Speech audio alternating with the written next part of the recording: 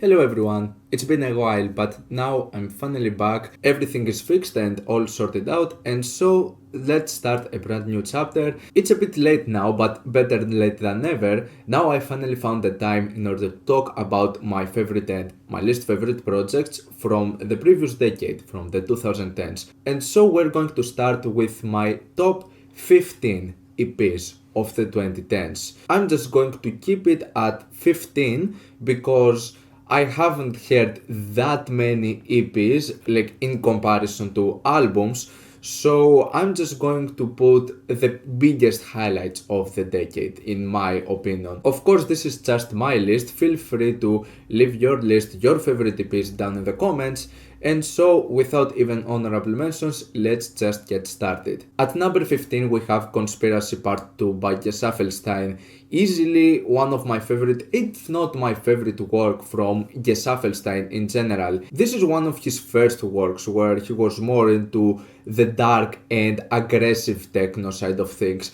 Back before he would just become way more popular, collaborating with artists like Kanye West and The Weeknd. He had releases like this, which were super aggressive with lots of heavy dynamics and incredible production. And this short EP only contains 3 tracks and it's a blast. Each one of those 3 tracks is perfect for a blasting party experience. At number 14 we have Our Summer by Necroc.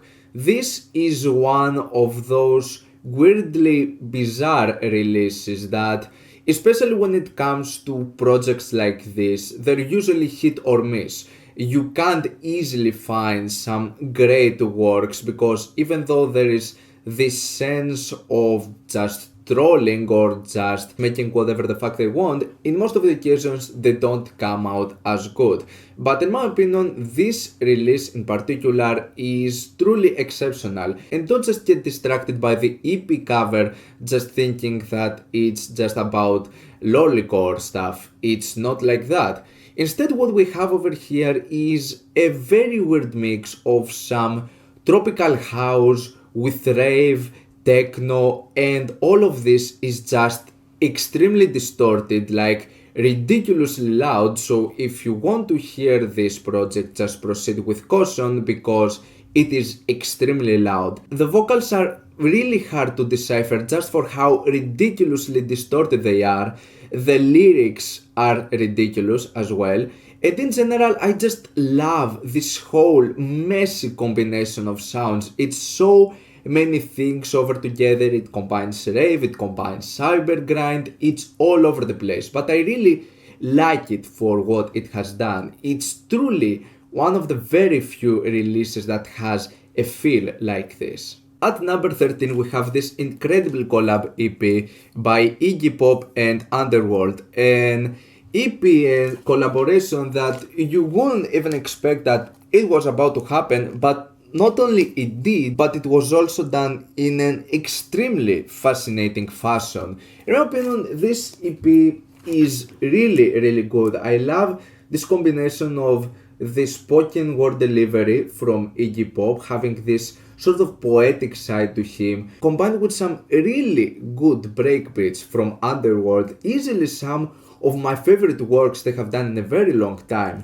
I like that it has a 90s aesthetic to it, it feels a bit nostalgic, and I honestly love this EP. I think that all 4 of those songs are really well done, and I would love to see more like this from both artists. Number 12 we have Pale Tears by White Chamber. This is just a short 7-inch that contains 2 tracks, and this is an alternate project by Kim Larsen, who is mostly known being the neo-folk band of the Wand and the Moon. And in his White Chamber project, he goes more into the electronic side of things.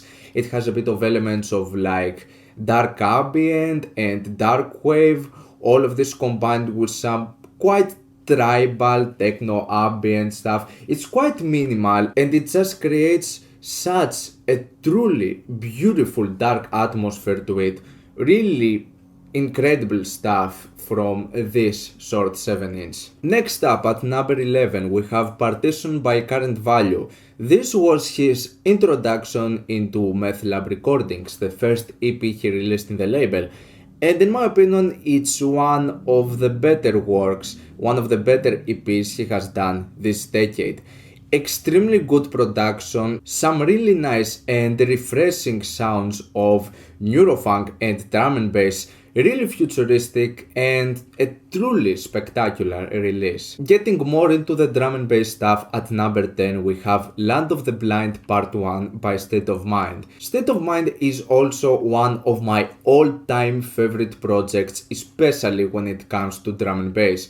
And this EP is easily one of their best works in my opinion. I think that almost all of the tracks, if not all of them, are contained into the Land of the Blind album that was released a year later. And the thing is that pretty much all of the highlights from the album are contained into this one EP in particular, which is miles better than the part 2. So truly, some of the best stuff from State of Mind in lots of years, they land in this EP. It is absolutely amazing. At number 9 is a release that I've enjoyed far more since when I just put it in my list with my top 25 EPs of 2019. And the one I'm talking about is the brand new EP from Bring Me The Horizon, which is even hard to categorize as an EP because this thing is 75 minutes long. It's longer than every album Bring Me The Horizon have put out. But yeah, I truly think that this is by far the best thing I've heard from Bring Me The Horizon. But not only that, the impressive thing about this release is that it doesn't sound like Bring Me The Horizon at all.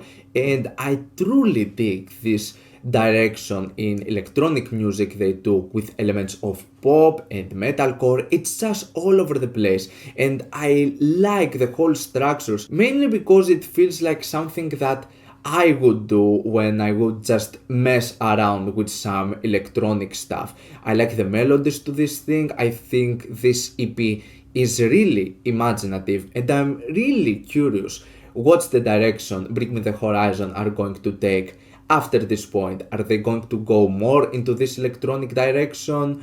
I don't know. I'm just floored with this EP. I would never expect Bring Me The Horizon go into a direction like this. And now I'm just looking forward to more because this EP in particular is just absolutely amazing. At number 8 we have my number 1 EP of 2019, and that is Hi It's Me by Asniko. I have already talked a lot about this EP and why I think that this EP in particular just paves the path of pop rap music. I love the beats to this thing, I love how catchy it is, and I just love this edgy attitude. At number 7 we have another EP from Current Value, which is McCallum Anya. This is one of those occasions where we see Current Value just going in a different direction with his sound, going into something sort of more approachable with more catchy melodies. We also get 2 tracks featuring Panacea, which is one of those artists that I was looking forward for so many years for a Current Value and Panacea collab, and when it comes, you would never expect that it would sound like this, but it actually works really well, far better than expected. The melodies are awesome, and the production on this thing in general, it is really good, especially for 2012 standards. At number 6 we have my favorite Witch House EP, which is Weeping Soul by King Plague. It's not just the track Ave Plague, which is by far the most popular work out of King Plague, but it's the whole EP. Every single one of the tracks over here is absolutely intense. It is beautiful. I love the dark occult aesthetic, and this EP in general is just the perfect prime example of just pure witch house music done really well.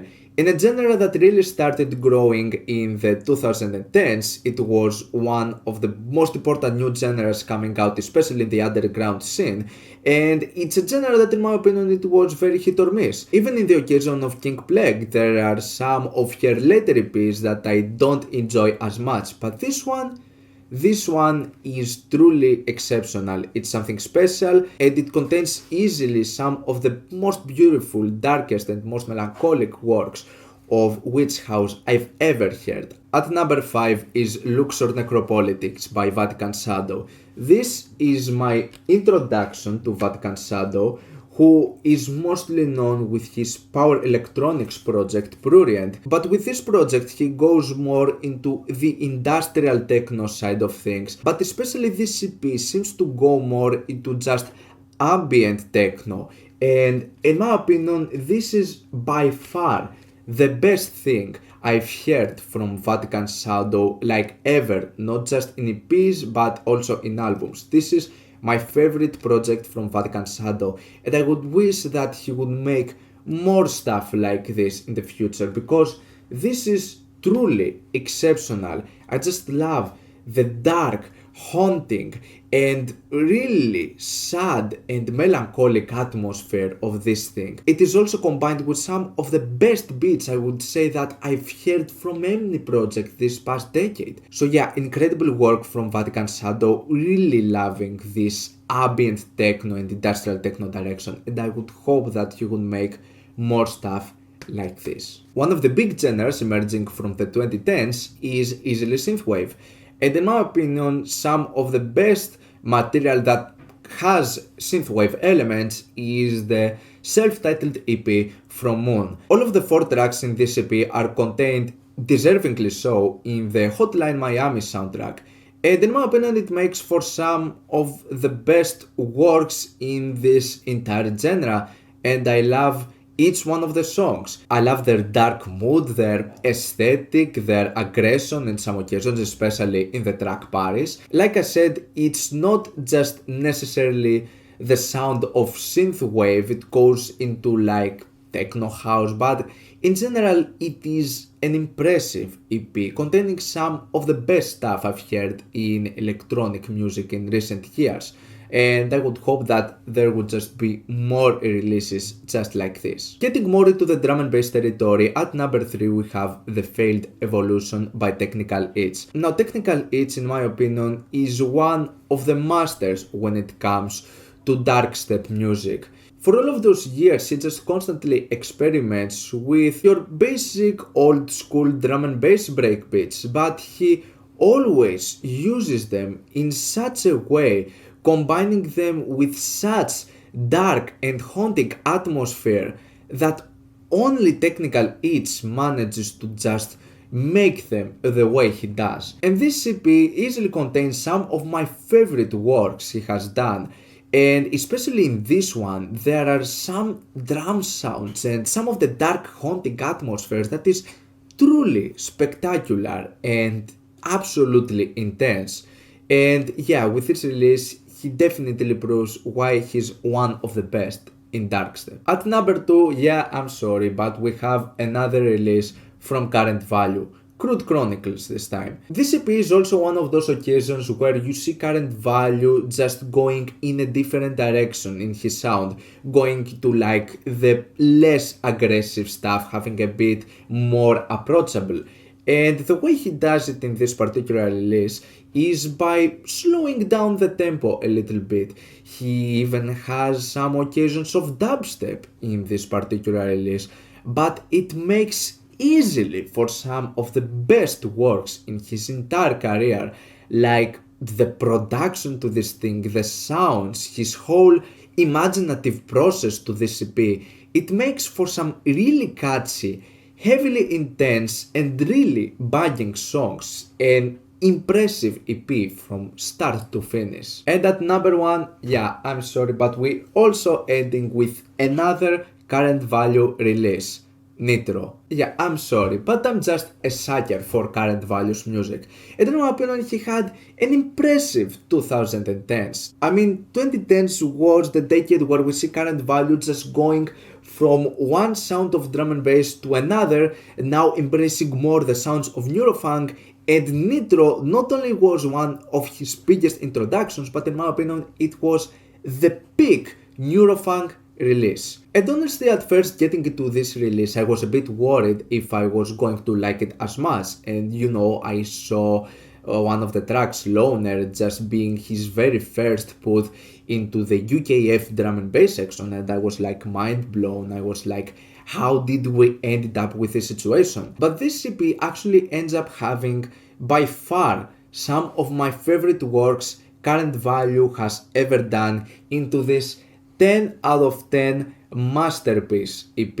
Even though it doesn't have the aggression and the technicality in some of his newer stuff, with this EP in particular, like the structures we get to this thing, everything just sounds like it makes sense. It's so carefully placed, so carefully detailed. Every single second on this EP feels like it has a purpose.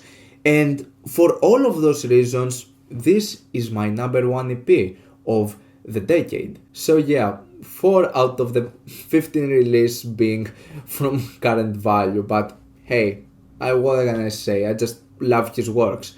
But this is just my list, this is just my opinion. Feel free to leave your own list with your favorite EPs of the decade down in the comments. Leave a like if you enjoyed the video, subscribe for more content like this. Thank you for watching, and I'll see you all in the next video. Goodbye.